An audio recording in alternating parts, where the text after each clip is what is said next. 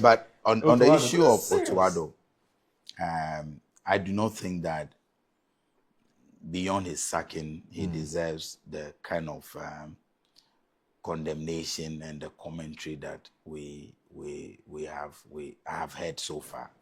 And that's why I disagree with Michael and also with you. I have so much respect for Otuado. I may disagree with his style of coaching, his style of play, and the fact that I don't think that the Black Stars have done so well under him. But for the mere fact that we've qualified for the World Cup, even though he was not in charge of all the games and all of that, I think that, yes, we should wish him well. He's a Ghanaian. He's gone. We wish him well in his future coaching endeavor. But I disagree with Michael on the point that the FA cannot be trusted to make a good replacement. These issues, when we are discussing, I'm a football person. We often want to link it to the GFA leadership. I don't think that the FA is the problem with regards to the coaching issues. Because Kurt, for example, as an individual, does not determine who becomes the coach of the Black Stars. A committee is set up, a search committee. Processes are gone through, applications or a number of people are well interviewed or looked at, and then they zoom in on one or two coaches, and later a decision is made. The FA, as we have it, is the governing body of football. And so they are the ones that have the mandate to lead that process. And so they will continue to lead it. I think that we are going to the World Cup. I would want to plead with the people of Ghana that with a few months ahead of us to the World Cup, the FA, the players, the technical team, they will need some sound mind and support from us to be able to deliver. This is not the time for us to be questioning leadership because we can't do anything about it before the World Cup. Right. At the right time, there's a Congress. If you think that somebody must be voted out or somebody does not deserve to occupy a place at the FA, that's a different conversation. But for now, we must give Kurt and his team all the support that they deserve because we want to go and do well in the World Cup. We are not going there as spectators. Right. We are going there as a country with a rich history in football. Right. Look, for so long, despite all the great talents we have produced as a country, until 2006, Ghana never qualified for the World Cup. And since we qualified, we started qualifying, we have been putting out some good performance. 2006 wasn't bad. 2010 we did well, but for that penalty miss would have been to the quarterfinals. Right. Beyond that, so I believe that the GFA needs the support. The sports ministry needs the support all the support that we can give them so that Ghana will perform. I have no doubt at all that for a country that has qualified for the World Cup, we are capable of getting a good coach to lead the team into the World Cup. We are capable because they are just as players who wish to play on the world's biggest football stage, which is the World Cup. Many coaches also want that opportunity. So there are some very good coaches, very experienced coaches who could not qualify with their countries. Some are without a job currently. Many of them would want to play at the World Cup. And so I think that it will not be a difficult task at all for us to get a good replacement for the coach. Okay. However, I have observed something that I believe is one of our problems as a country when it comes to the national team. Okay. Take a look at the German team that we played with yesterday. Take a look at a German team 3 years ago. How many new additions, how many new players are introduced? But today we have a country that, as we are here, one sports journalist will come and post that a Ghanaian player has scored a beautiful header in the Serbian league. And the next minute there's pressure on FA to invite that player. Consistently, you and I, even as a keen football fan, I have followed the Black Stars consistently. But if you ask me to mention the player, if I can, whether or not I can predict the first 11 of the Black Stars, I can't. But even for other national teams, that even the Spanish team, I can, from goalkeeper to the 11th player, mention their names because a certain level of consistency.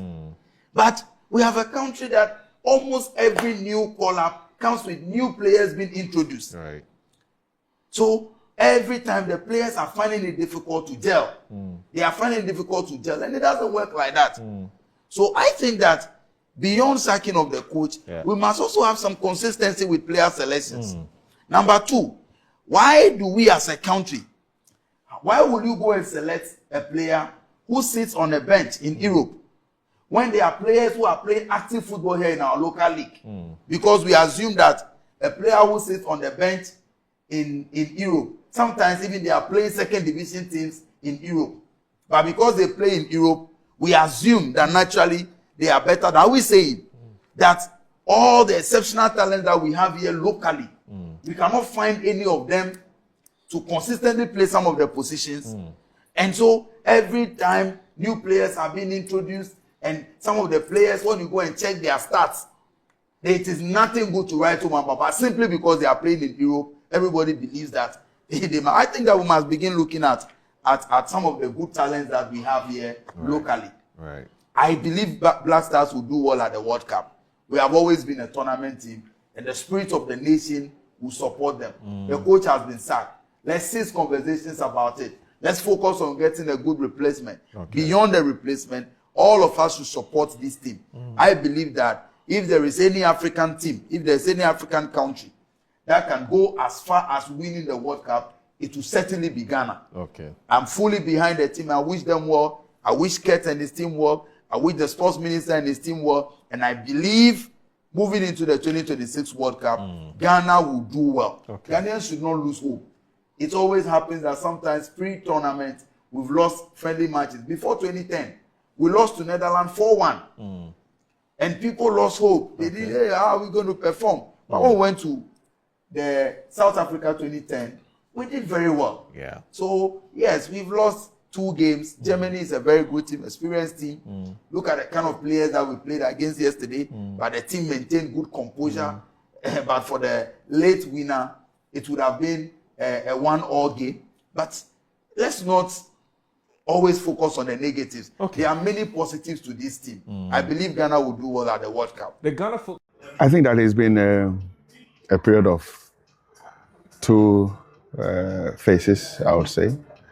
One phase, me watching Ghana play against Germany and putting up a decent performance. And another phase, me having to say bye-bye to a coach I've worked well with for a while. So it's been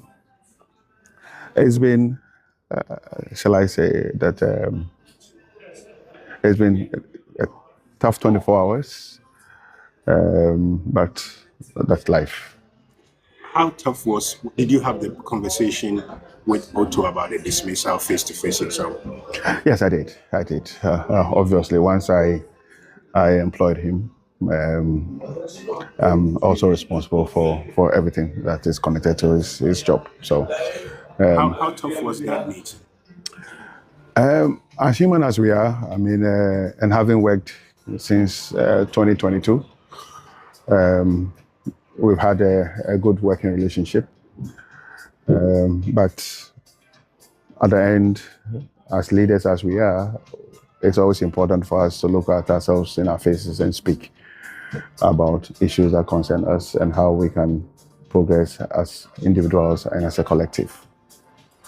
What point did you come to the decision? Because I've had a lot of private conversations with you and conversations on the record like this. And if there's one thing that runs through both streams of conversations, is your unyielding conviction that Otto could easily become Ghana's version of Anya UC, Eric Gragi, and theirs. At what point did you decide that this was not working? So first of all, I would say without being proud, with all humility, that I'm a leader who is dynamic. I'm a leader who is honest to issues around me. And I'm a team player. which is most important. And I think that when you're leading the team, you may have your strong opinions about the issues, but there are moments that you need to listen to the team for the greater good of our country. And at this moment, we thought it's Ghana first, and we have to go in a different direction. What did you see that convinced you about this? I don't know whether it's about what did I see or what did I hear, or perhaps both. I've seen Otto work over time since we engaged him. I've heard millions of comments. I've seen him prepare the team for games. I've seen the last 4 or 5 games that we have played. I've seen the group, I've seen the executive committee discuss the games that we have played. And I've also heard about our shared vision for the World Cup. And I thought that it was time for us to look at another direction for our common vision. According to credible information we have, the Ghana Football Association have made contact with Walid Regragui. Yes, the coach who took Morocco to the 2022 World Cup semi-final in Qatar. What's the catch? Regragui, as you know, left the job of Morocco, or was sacked from the job because he did not win the Africa Cup of Nations.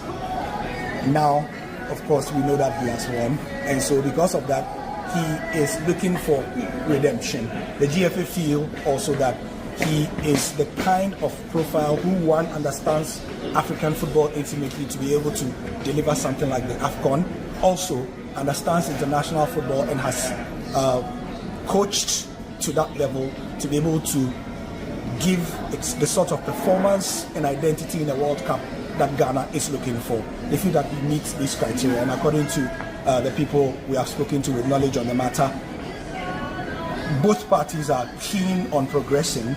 All that is left is arguably, the terms, how long the contract may last for, how much he will be paid, and of course, you can understand that Walid will not come cheap. However, he is very interested in the job because after taking Morocco to the World Cup in that time, Ghana presents a significantly challenging proposition that somebody like him may want to burnish his CV. This is the real difficulty, the closeness to the World Cup.